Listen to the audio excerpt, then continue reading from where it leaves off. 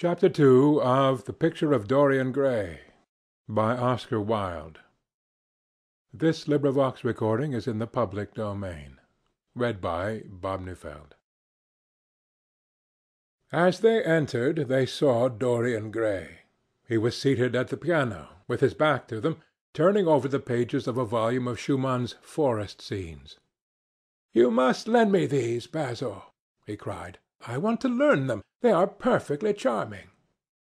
"That entirely depends on how you sit to-day, Dorian." "Oh, I am tired of sitting, and I don't want a life-size portrait of myself," answered the lad, swinging round on a music-stool in a wilful, petulant manner. When he caught sight of Lord Henry, a faint blush coloured his cheeks for a moment, and he started up. "I beg your pardon, Basil, but I didn't know you had any one with you." "This is Lord Henry Wotton, Dorian, an old Oxford friend of mine. I have just been telling him what a capital sitter you were, and now you have spoiled everything."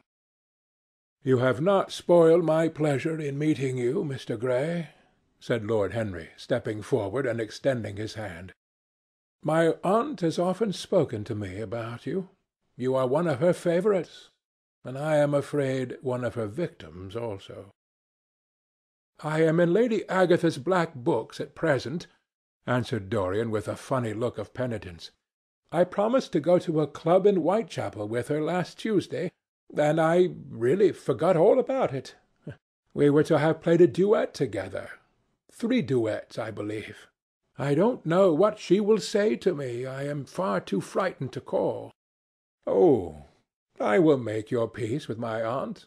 She is quite devoted to you, and I don't think it really matters about your not being there. The audience probably thought it was a duet. When Aunt Agatha sits down to the piano, she makes quite enough noise for 2 people." "That is very horrid to her, and not very nice to me," answered Dorian, laughing. Lord Henry looked at him. Yes, he was certainly wonderfully handsome, with his finely curved scarlet lips, his frank blue eyes, his crisp gold hair. There was something in his face that made one trust him at once. All the candour of youth was there, as well as all youth's passionate purity. One felt that he had kept himself unspotted from the world. No wonder Basil Hallward worshipped him. "You are too charming to go in for philanthropy, Mr. Gray. Far too charming." And Lord Henry flung himself down on the divan and opened his cigarette-case. The painter had been busy mixing his colours and getting his brushes ready.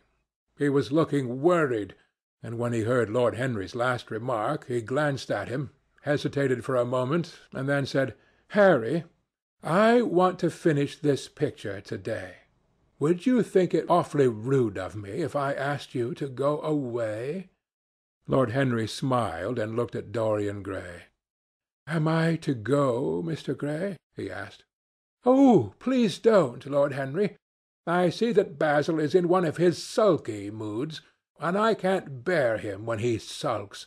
Besides, I want you to tell me why I should not go in for philanthropy." "I don't know that I shall tell you that, Mr. Gray. It is so tedious a subject that one would have to talk seriously about it. But I certainly shall not run away, now that you have asked me to stop. You don't really mind, Basil, do you? You have often told me that you liked your sitters to have some one to chat to." Hallward bit his lip. "If Dorian wishes it, of course you must stay. Dorian's whims are laws to everybody, except himself." Lord Henry took up his hat and gloves. "You are very pressing, Basil, but I'm afraid I must go. I have promised to meet a man at the Orleans. Good-bye, Mr. Gray. Come and see me some afternoon in Curzon Street. I am nearly always at home at 5 o'clock. Write to me when you are coming. I should be sorry to miss you." "Basil," cried Dorian Gray, "if Lord Henry Wotton goes, I shall go too." You never open your lips while you are painting, and it is horribly dull standing on a platform and trying to look pleasant. Ask him to stay. I insist upon it." "Stay, Harry, to oblige Dorian and to oblige me," said Hallward, gazing intently at his picture. "It is quite true. I never talk when I am working, and never listen either, and it must be dreadfully tedious for my unfortunate sitters. I beg you to stay." "But what about my man at the Orleans?"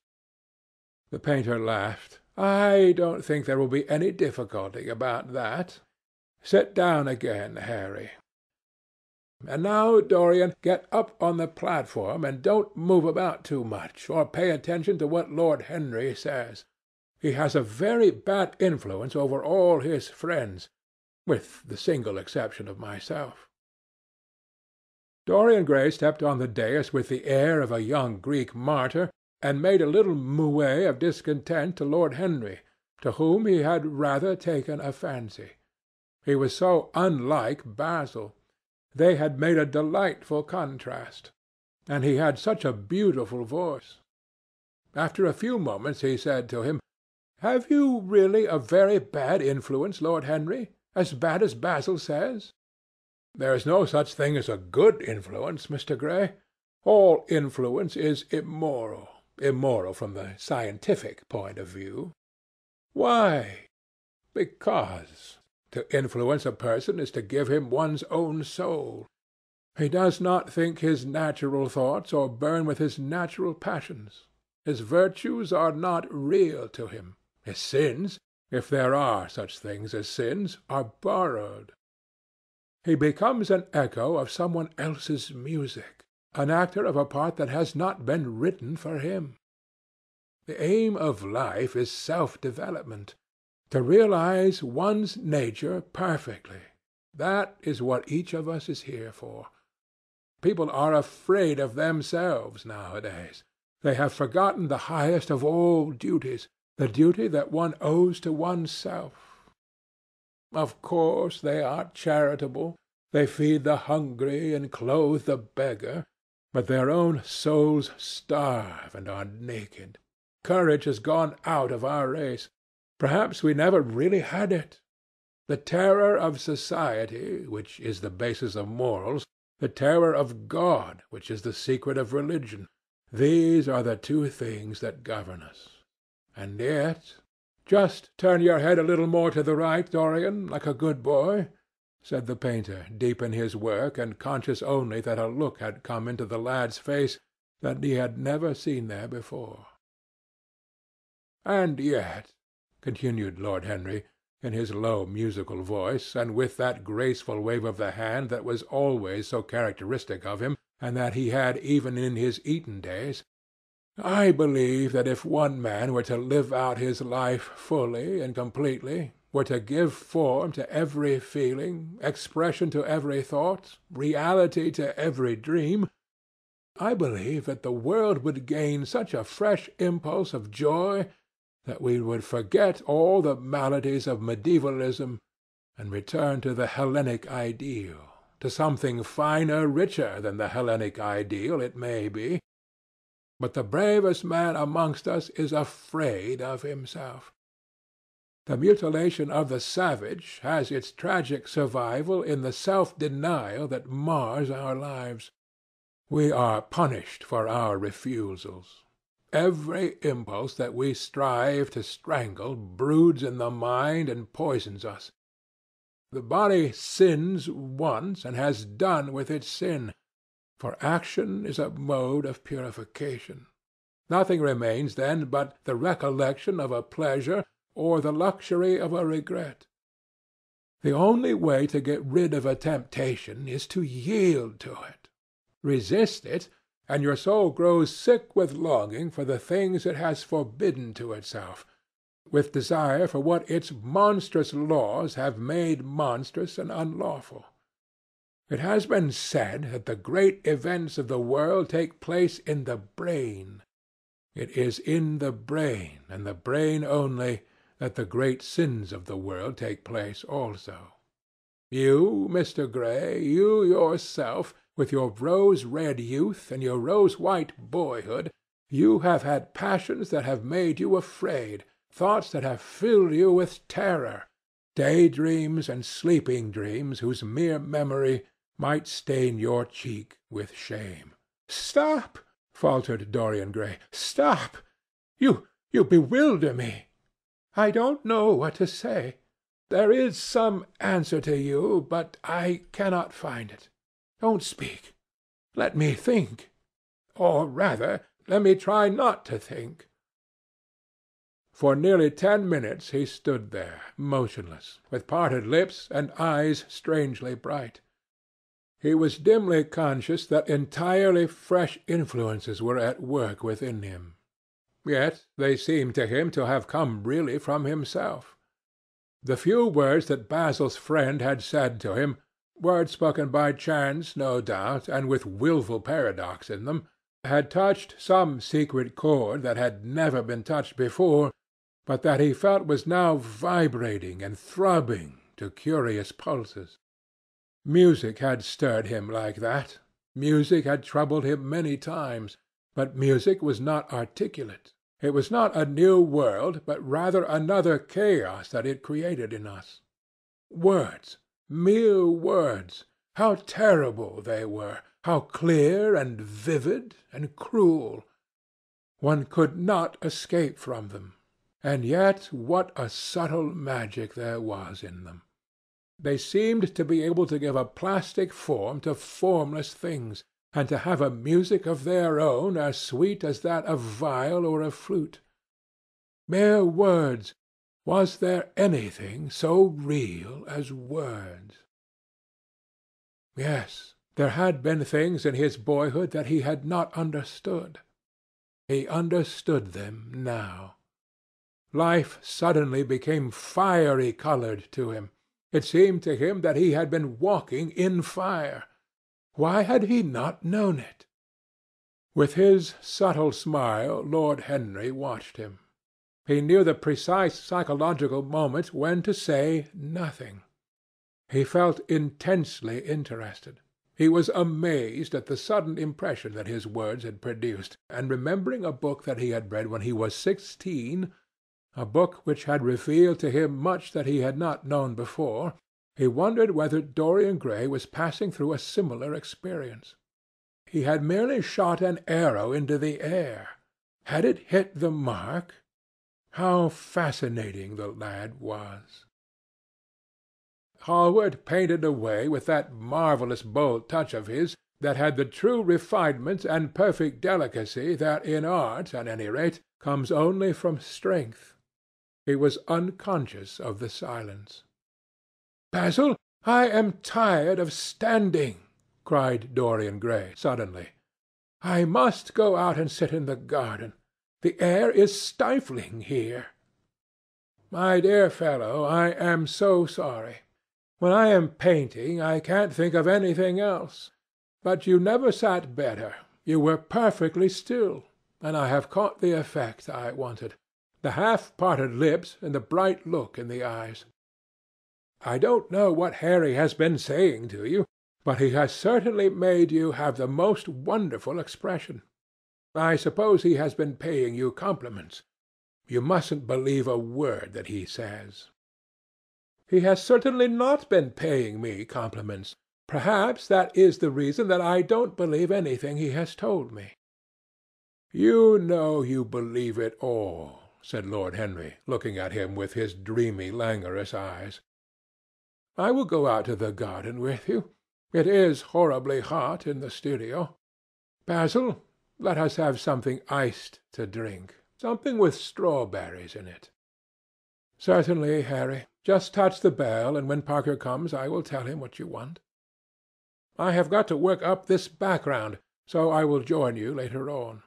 Don't keep Dorian too long. I have never been in better form for painting than I am to-day. This is going to be my masterpiece. It is my masterpiece as it stands." Lord Henry went out to the garden and found Dorian Gray burying his face in the great cool lilac blossoms, feverishly drinking in their perfume as if it had been wine. He came close to him and put his hand upon his shoulder.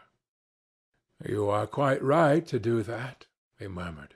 "Nothing can cure the soul but the senses, just as nothing can cure the senses but the soul." The lad started and drew back. He was bareheaded, and the leaves had tossed his rebellious curls and tangled all their gilded threads. There was a look of fear in his eyes, such as people have when they are suddenly awakened. His finely chiselled nostrils quivered, and some hidden nerve shook the scarlet of his lips and left them trembling. "Yes," continued Lord Henry, "that is one of the great secrets of life, to cure the soul by means of the senses, and the senses by means of the soul. You are a wonderful creation. You know more than you think you know, just as you know less than you want to know." Dorian Gray frowned and turned his head away. He could not help liking the tall, graceful young man who was standing by him. His romantic, olive-coloured face and worn expression interested him. There was something in his low, languid voice that was absolutely fascinating. His cool, white, flower-like hands, even, had a curious charm. They moved, as he spoke, like music, and seemed to have a language of their own. But he felt afraid of him, and ashamed of being afraid. Why had it been left for a stranger to reveal him to himself? He had known Basil Hallward for months, but friendship between them had never altered him. Suddenly there had come some one across his life who seemed to have disclosed to him life's mystery. And yet what was there to be afraid of? He was not a schoolboy or a girl. It was absurd to be frightened. "Let us go and sit in the shade," said Lord Henry. "Parker has brought out the drinks, and if you stay any longer in this glare you will be quite spoiled, and Basil will never paint you again. You really must not allow yourself to become sunburnt. It would be unbecoming." "What can it matter?" cried Dorian Gray, laughing, as he sat down on the seat at the end of the garden. "It should matter everything to you, Mr. Gray." "Why?" "Because you have the most marvellous youth, and youth is the one thing worth having." "I don't feel that, Lord Henry." "No, you don't feel it now. Some day, when you are old and wrinkled and ugly, when thought has seared your forehead with its lines and passion branded your lips with its hideous fires, you will feel it. You will feel it terribly. Now, wherever you go, you charm the world. Will it always be so? You have a wonderfully beautiful face, Mr. Gray. Don't frown. You have. In beauty is a form of genius, is higher, indeed, than genius, as it needs no explanation. It is of the great facts of the world, like sunlight or springtime, or the reflection in dark waters of that silver shell we call the moon. It cannot be questioned. It has its divine right of sovereignty. It makes princes of those who have it. You smile? Ah, when you have lost it, you won't smile. People say sometimes that beauty is only superficial. That may be so, but at least it is not so superficial as thought is. To me, beauty is the wonder of wonders. It is only shallow people who do not judge by appearances. The true mystery of the world is the visible, not the invisible. Yes, Mr. Gray, the gods have been good to you, but what the gods give they quickly take away. You have only a few years in which to live really, perfectly, and fully. When your youth goes, your beauty will go with it, and then you will suddenly discover that there are no triumphs left for you, or have to content yourself with those mean triumphs that the memory of your past will make more bitter than defeats. Every month as it wanes brings you nearer to something dreadful. Time is jealous of you, and wars against your lilies and your roses. You will become sallow and hollow-cheeked and dull-eyed. You will suffer horribly. Ah, realize your youth while you have it.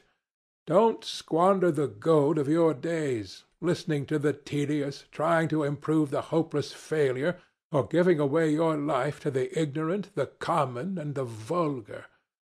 These are the sickly aims, the false ideals of our age. Live! Live the wonderful life that is in you. Let nothing be lost upon you. Be always searching for new sensations. Be afraid of nothing. A new hedonism, that is what our century wants. You might be its visible symbol. With your personality there is nothing you could not do. The world belongs to you for a season. The moment I met you, I saw that you were quite unconscious of what you really are, of what you really might be. There is so much in you that charmed me that I felt I must tell you something about yourself. I thought how tragic it would be if you were wasted. For there is such a little time that your youth will last, such a little time. The common hill flowers wither, but they blossom again. The laburnum will be as yellow next June as it is now. In a month there will be purple stars in the clematis, and year after year the green night of its leaves will hold its purple stars. But we never get back our youth. The pulse of joy that beats in us at 20 becomes sluggish. Our limbs fail, our senses rot.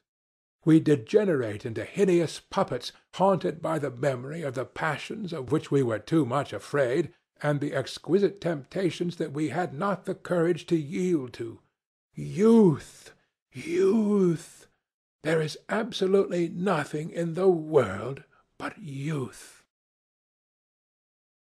Dorian Gray listened, open-eyed and wondering.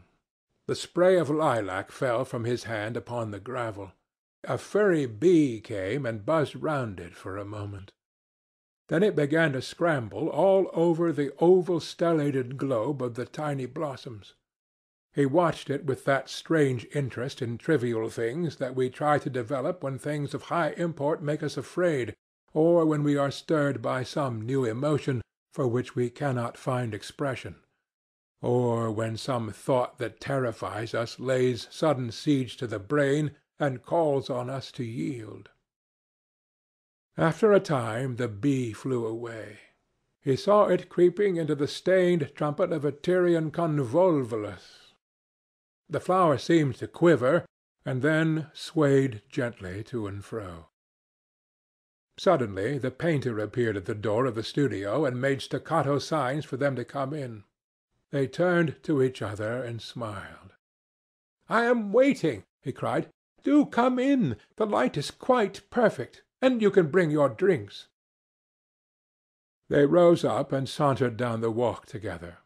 2 green and white butterflies fluttered past them, and in the pear tree at the corner of the garden a thrush began to sing. "You are glad to have met me, Mr. Gray," said Lord Henry, looking at him. "Yes, I am glad now. I wonder shall I always be glad?"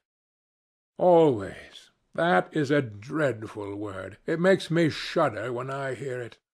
Women are so fond of using it. They spoil every romance by trying to make it last forever. It is a meaningless word, too. The only difference between a caprice and a lifelong passion is that the caprice lasts a little longer." As they entered the studio, Dorian Gray put his hand upon Lord Henry's arm. "In that case, let our friendship be a caprice," he murmured, flushing at his own boldness, then stepped up on the platform and resumed his pose. Lord Henry flung himself into a large wicker arm-chair and watched him. The sweep and dash of the brush on the canvas made the only sound that broke the stillness, except when, now and then, Hallward stepped back to look at his work from a distance. In the slanting beams that streamed through the open doorway, the dust danced and was golden. The heavy scent of the roses seemed to brood over everything. After about a quarter of an hour, Hallward stopped painting, looked for a long time at Dorian Gray, and then for a long time at the picture, biting the end of one of his huge brushes and frowning. "It is quite finished," he cried at last, and stooping down he wrote his name in long vermilion letters on the left-hand corner of the canvas. Lord Henry came over and examined the picture. It was certainly a wonderful work of art, and a wonderful likeness as well. "My dear fellow, I congratulate you most warmly," he said. "It is the finest portrait of modern times. Mr. Gray, come over and look at yourself." The lad started as if awakened from some dream. "Is it really finished?" he murmured, stepping down from the platform. "Quite finished," said the painter. "And you have sat splendidly to-day. I am awfully obliged to you." "That is entirely due to me," broke in Lord Henry. "Isn't it, Mr. Gray?" Dorian made no answer, but passed listlessly in front of his picture and turned towards it. When he saw it, he drew back, and his cheeks flushed for a moment with pleasure. A look of joy came into his eyes, as if he had recognized himself for the first time. He stood there motionless and in wonder, dimly conscious that Hallward was speaking to him, but not catching the meaning of his words. The sense of his own beauty came on him like a revelation. He had never felt it before. Basil Hallward's compliments had seemed to him to be merely the charming exaggeration of friendship. He had listened to them, laughed at them, forgotten them. They had not influenced his nature. Then had come Lord Henry Wotton with his strange panegyric on youth, his terrible warning of its brevity. That had stirred him at the time, and now, as he stood gazing at the shadow of his own loveliness, the full reality of the description flashed across him. Yes, there would be a day when his face would be wrinkled and wizen, his eyes dim and colourless, the grace of his figure broken and deformed. The scarlet would pass away from his lips, and the gold steal from his hair. The life that was to make his soul would mar his body. He would become dreadful, hideous, and uncouth. As he thought of it, a sharp pang of pain struck through him like a knife, and made each delicate fibre of his nature quiver. His eyes deepened into amethyst, and across them came a mist of tears. He felt as if a hand of ice had been laid upon his heart. "Don't you like it?" cried Hallward at last, stung a little by the lad's silence, not understanding what it meant. "Of course he likes it," said Lord Henry. "Who wouldn't like it? It is one of the greatest things in modern art. I will give you anything you ask for it. I must have it." "It is not my property, Harry." "Whose property is it?" "Dorian's, of course," answered the painter. "He is a very lucky fellow." "How sad it is," murmured Dorian Gray, with his eyes still fixed upon his own portrait. "How sad it is! I shall grow old and horrible and dreadful, but this picture will remain always young. It will never be older than this particular day of June. If it were only the other way! If it were I who was to be always young, and the picture that was to grow old! For that I would give everything. Yes, there is nothing in the whole world I would not give. I would give my soul for that." "You would hardly care for such an arrangement, Basil," cried Lord Henry, laughing. "It would be rather hard lines on your work." "I should object very strongly, Harry," said Hallward. Dorian Gray turned and looked at him. "I believe you would, Basil. You like your art better than your friends. I am no more to you than a green bronze figure. Hardly as much, I dare say." The painter stared in amazement. It was so unlike Dorian to speak like that. What had happened? He seemed quite angry. His face was flushed, his cheeks burning. "Yes," he continued, "I am less to you than your ivory Hermes or your silver fawn. You will like them always. How long will you like me? Till I have my first wrinkle, I suppose. I know now that when one loses one's good looks, whatever they may be, he loses everything. Your picture has taught me that. Lord Henry Wotton is perfectly right. Youth is the only thing worth having. When I find that I am growing old, I shall kill myself." Hallward turned pale and caught his hand. "Dorian, Dorian!" he cried. "Don't talk like that. I have never had such a friend as you, and I shall never have such another. You are not jealous of material things, are you? You who are finer than any of them." "I am jealous of everything whose beauty does not die. I am jealous of the portrait you have painted of me. Why should it keep what I must lose? Every moment that passes takes something from me and gives something to it. Oh, if it were only the other way! If the picture would change, and I could be always what I am! Why did you paint it? It will mock me some day, mock me horribly." The hot tears welled into his eyes. He tore his hand away, and flinging himself on the divan, he buried his face in the cushions as though he was praying. "This is your doing, Harry," said the painter bitterly. Lord Henry shrugged his shoulders. "It is the real Dorian Gray, that is all." "It is not." "If it is not, what have I to do with it?" "You should have gone away when I asked you," he muttered. "I stayed when you asked me," was Lord Henry's answer.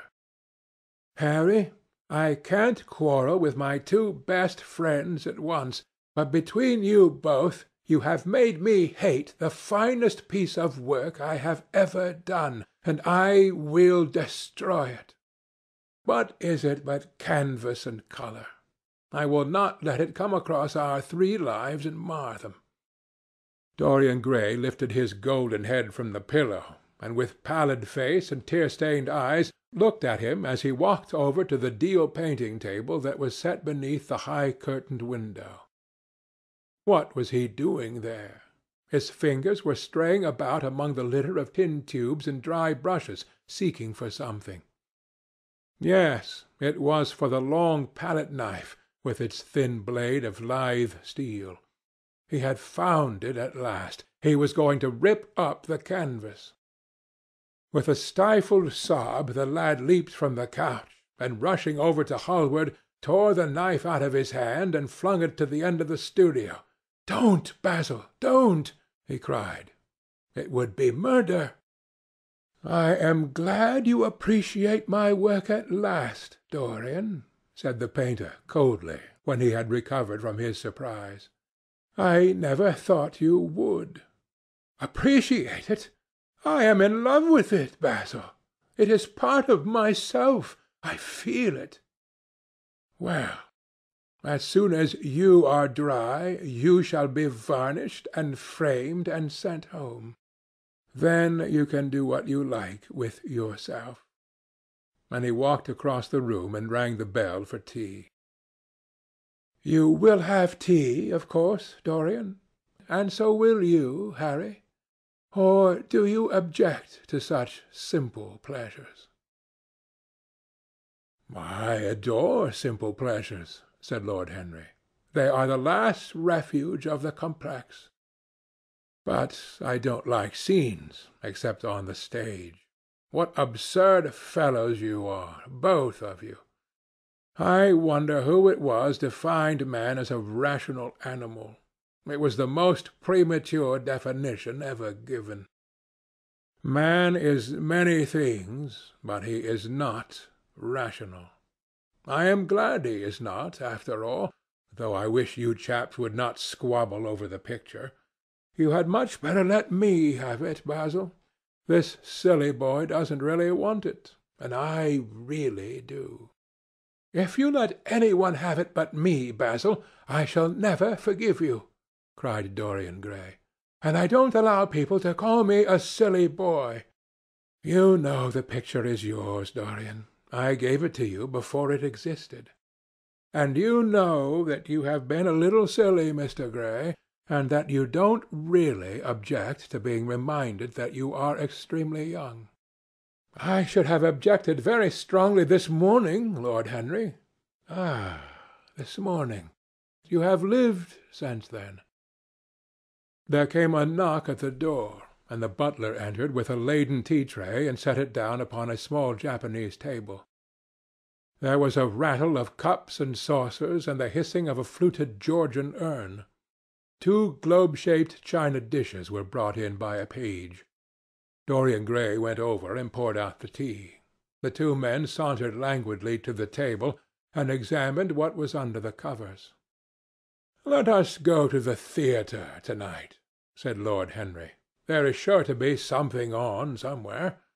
I have promised to dine at White's, but it is only with an old friend, so I can send him a wire to say that I am ill, or that I am prevented from coming in consequence of a subsequent engagement.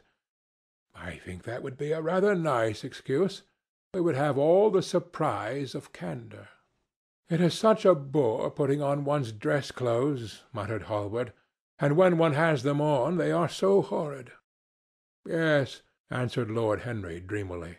"The costume of the 19th century is detestable. It is sombre, so depressing. Sin is the only real colour element left in modern life. You really must not say things like that before Dorian, Harry." "Before which Dorian? The one who is pouring out tea for us, or the one in the picture?" "Before either." "I should like to come to the theatre with you, Lord Henry," said the lad. "Then you shall come. And you will come too, Basil, won't you?" "I can't, really. I would sooner not. I have a lot of work to do." "Well, then, you and I will go alone, Mr. Gray." "I should like that awfully." The painter bit his lip and walked over, cup in hand, to the picture. "I shall stay with the real Dorian," he said sadly. "Is it the real Dorian?" cried the original of the portrait, strolling across to him. "Am I really like that?" "Yes, you are just like that." "How wonderful, Basil!" "At least you are like it in appearance. But it will never alter," sighed Hallward. "That is something." "What a fuss people make about fidelity!" exclaimed Lord Henry. "Why, even in love it is purely a question of physiology. It has nothing to do with our own will. Young men want to be faithful and are not. Old men want to be faithless and cannot. That is all one can say." "Don't go to the theatre to-night, Dorian," said Hallward. "Stop and dine with me." "I can't, Basil." "Why?" "Because I have promised Lord Henry Wotton to go with him."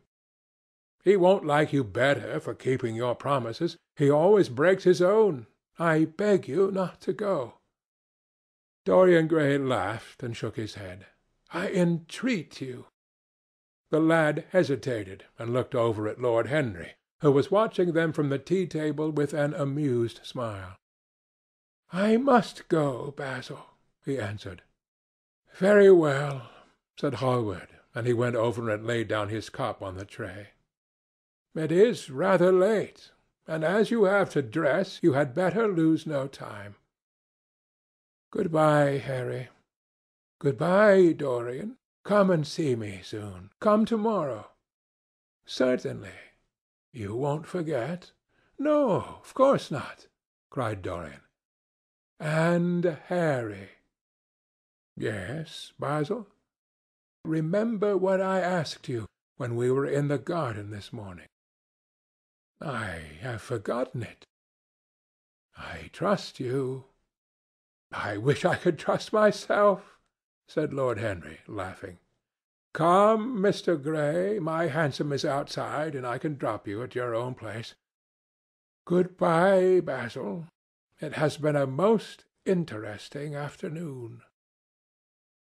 As the door closed behind them, the painter flung himself down on a sofa, and a look of pain came into his face. Chapter 2